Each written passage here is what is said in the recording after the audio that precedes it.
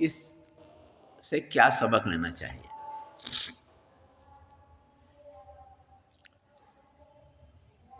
कृष्ण भगवान बोलते हैं कि अर्जुन का प्रश्न था और कृष्ण भगवान बोलते हैं कि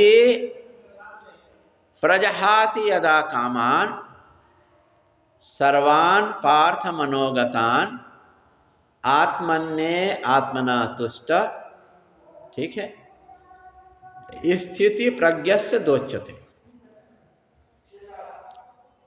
अर्जुन का प्रश्न था कि भगवान को प्राप्त किया हुआ पुरुष कैसे बोलता है, कैसे चलता है, कैसे रहता है। तो श्री कृष्ण भगवान को बोलना उपदेश देना पड़ा कि भगवान को प्राप्त किया हुआ पुरुष कौन हो सकता है? प्रजहाति यदा कामान सर्वान पार्थ मनोगतान। मन में जितने भी प्रकार के आपके कामना है, वासना है, उसको क्या करना है? आपको त्यागना है आपको। तो अब जो स्वामी शिवानंद जी बताए या शास्त्र बताए कि जीवन का लक्ष्य क्या होना चाहिए? मोक्ष होना चाहिए। ठीक है, तो जो मोक्ष कैसे मिलेगा उसके लिए ये फार्मूला है आपके लिए। कृष्ण भगवान जो बोल रहे हैं, प्रजहाति यदा कामान सर्वान पार्थ मनोगतान। आपके मन में जो भी कामनाएं वासनाएं हैं उसको आपको छोड़ना पड़ेगा। ये आपके लिए लक्ष्य हो गया, टारगेट हो गया। तो जितना हमारे कामना होगी, जितने हमारी वासना होगी, उतना ही हम मोक्ष से बहुत दूर हैं। हम जो बहुत दूर हैं मोक्ष से। तो फिर हमको करना क्या पड़ेगा? सीधा सीधा गणित है कि हमको अपना डिजायर को, अपने कामना को, अपने वासना को क्या करना पड़ेगा? कम करना पड़ेगा। पहले कम करना, निर्मूल तो नहीं होगा, नलिफाई नहीं होगा, एकदम जीरो तो होने वाला नहीं है। तो हमको शुरुआत कहाँ से करना है? यही हमारा साधना है। आप शंकर जी में जल जलाओ, जल चढ़ाओ, ना चढ़ाओ, ठीक है, वो आपके ऊपर बात है। पर आपका मूल साधना क्या होगा? आपका मूल साधना है कि हमको क्या करना पड़ेगा? याद करना, सूत्र को बांध पकड़ के रखिए। प्रजहाति यदा कामान, ये सूत्र को पकड़ के रखना है कि हमको कामनाओं को त्याग करना है। ठीक है, तो ये हमारा परम धर्म है, यही हमारा साधना है कि हमको कामनाओं को कम करना पड़ेगा। ठीक है, तो कामनाओं को कैसे कम करें? सवाल ये है, कामना को कैसे कम करें? इसके बारे में थोड़ा सा ध्यान करो, थोड़ा सा चिंतन करो, थोड़ा सा मनन करो, है कि नहीं? पर यहाँ पर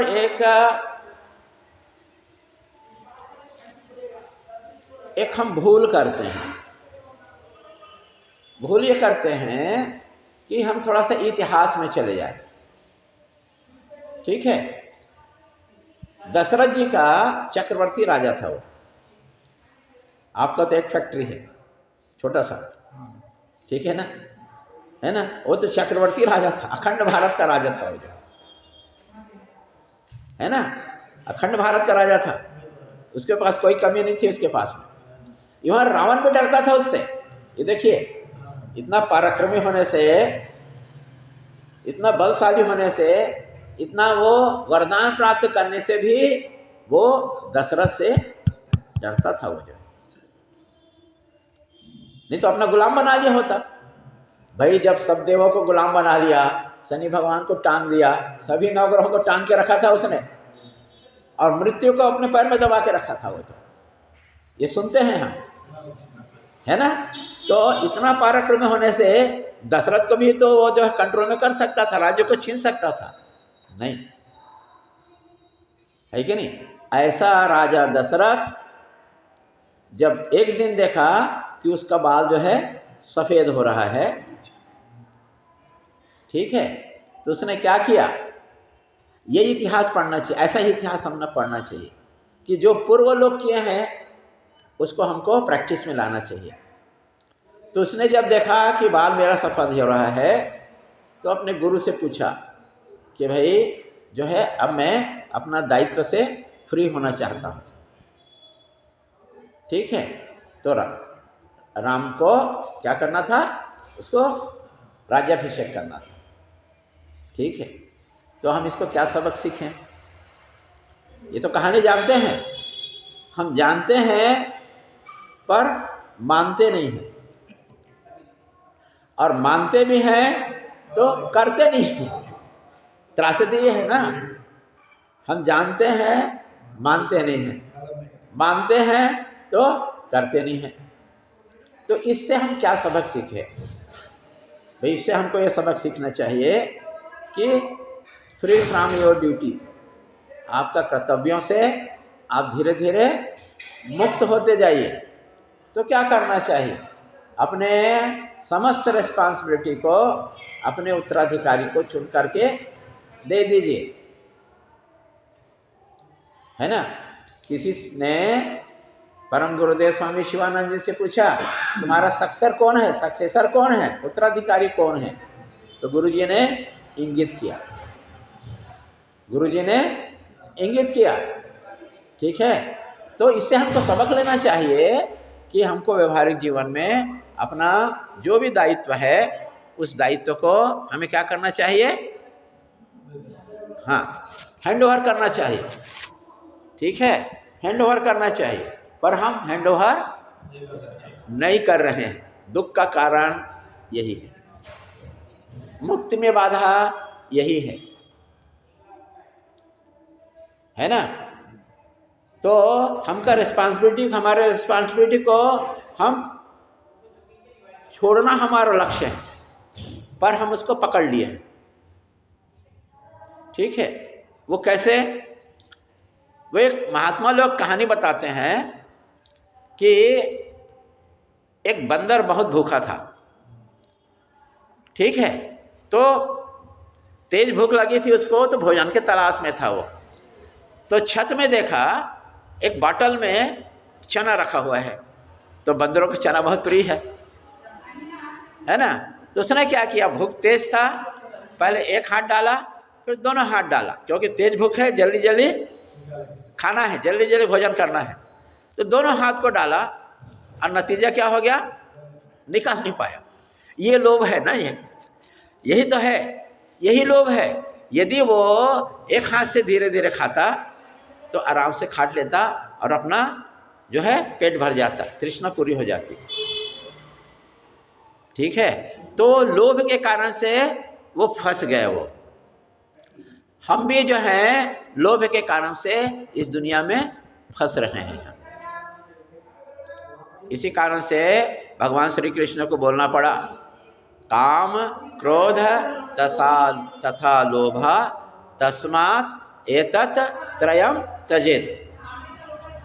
काम को, क्रोध को, लोभ को हमको त्यागना है। हमको इन सब कहानी किस्से के माध्यम से हमको ये शिक्षा मिलती है कि हमको काम को, क्रोध को, लोभ को त्यागना है। और कृष्ण भगवान तो एक जगह और बोल दिए, त्रिविधकम नरकस्य द्वारा, 3 नरक के द्वार हैं यदि आप जाना पसंद करो तो। काम, क्रोध तथा लोभ, 3 नरक के द्वार हैं। तो यदि हम लोभी हैं तो निश्चित मानो हम स्वर्गवासी हो नहीं सकते, हम स्वर्गवासी हो नहीं सकते। ठीक है, तो हमें क्या करना चाहिए, हमें लोभ को त्यागने का प्रयास करना चाहिए। तो यदि आप बुद्धिमान हो तो अपने दायित्व को, अपने रिस्पॉन्सिबिलिटी को डिस्ट्रीब्यूट कर दो। क्या कर दो, बांट दो। जैसे पटेल जी किए, अपने दोनों सुपुत्र को हस्तगत कर दिए, तुम जानो तुम्हारा कारोबार जाना भाई। जयराम जी किए, यही होना चाहिए। सुखी आप तभी रहोगे जब आप जो है या तो रिस्पॉन्सिबिलिटी को बांट दो या छोड़ दो। तो छोड़ तो नहीं सकते, बांट देना ज़्यादा सरल है। बांट दो, अपने जवाबदारी को बांट दो और आप चैन की बंसी बजाओ साहब, आप जो है ना। और ये गलती महिलाएं भी करती हैं, ठीक है। जब घर में बहू आती है तो उसका अलमीरा का चाबी वो कमर में लटका के रखना ज़्यादा पसंद करती है वो, क्योंकि मेरा पावर कम ना हो, ठीक है। और क्या होता है, वही उसका दुख का कारण बनता है। यदि वो बोलती बेटी ये घर तेरा है, हम लोग सब तेरे हैं, जैसा तू रखेगी वैसा हम रखेंगे, ये चाबी ये तुम पकड़ो, मुक्त हो गई साहब जो है। तो यही टेक्निक को हमको भी करना है, आप रिस्पॉन्सिबिलिटी को दे दीजिए और आप फ्री हो जाइए, ठीक है ना। यही करना चाहिए हमको, जवाबदारी से मुक्त हो जाइए आप, ठीक है। तो चलिए, ये तो हमको अंतर्विश्लेषण करना है। पर सदगुरु स्वामी शिवानंद जी महाराज ने 20 आध्यात्मिक नियम दिए, उसमें क्या बोलते हैं, वो तो बहुत छोटा छोटा काम है।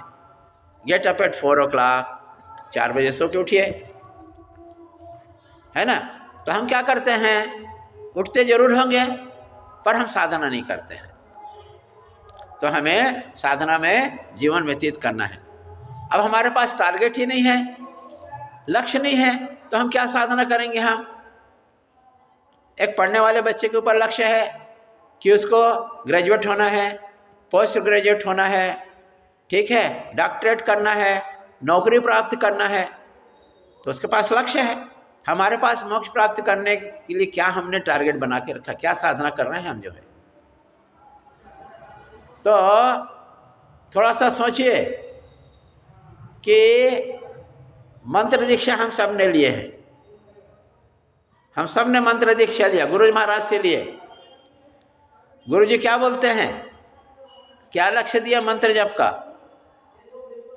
मंत्र जप का लक्ष्य दिए आपको 11 माला से चालू करना है।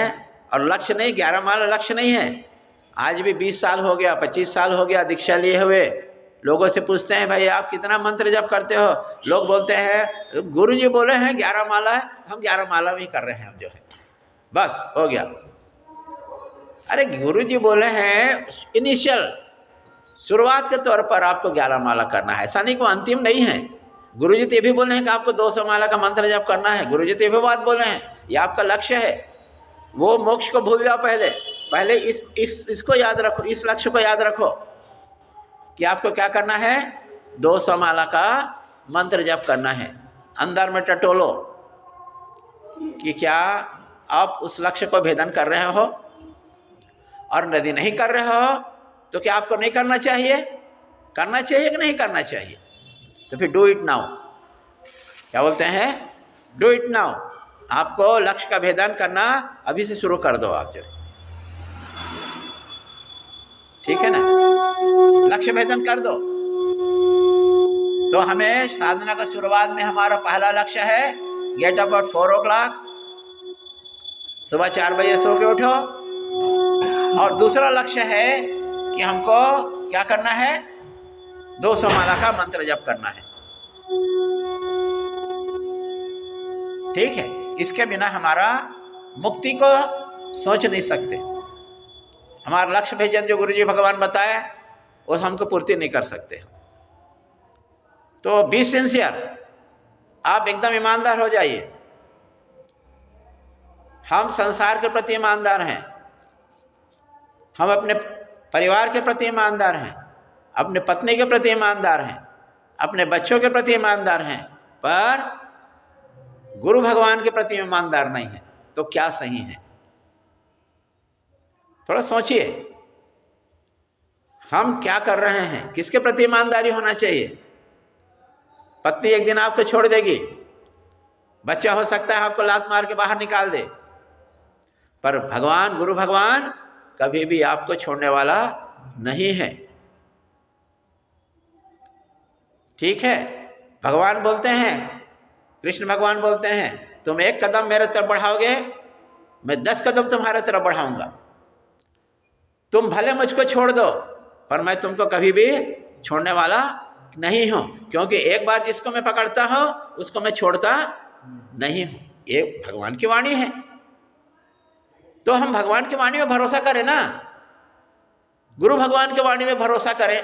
गुरु भगवान बोला मोक्ष मिलेगा, मोक्ष मिलेगा, तो हम उसके लिए पालन करें। ठीक है, तो शुरुआत कहाँ से करना चाहिए? शुरुआत करें, get up at 4 o'clock and do मंत्र जप। कितना? 200 माला का मंत्र जप करें। यहाँ से हमारा जीवन का शुरुआत होना चाहिए। ठीक है, कल चर्चा करेंगे। ठीक है, आज का बस इतना ही रहेगा। आज सोमवती अमावस्या है, लोग बोलते हैं पवित्र दिन है। ठीक है, पवित्र दिन में आप लोग के सहयोग से हमने रायपुर ब्रांच में सत्संग करने का प्रयास करें, और कल से 3 दिन रहेगा, आप लोग आने का कोशिश करेंगे। ओम नमो नारायण। सद्गुरु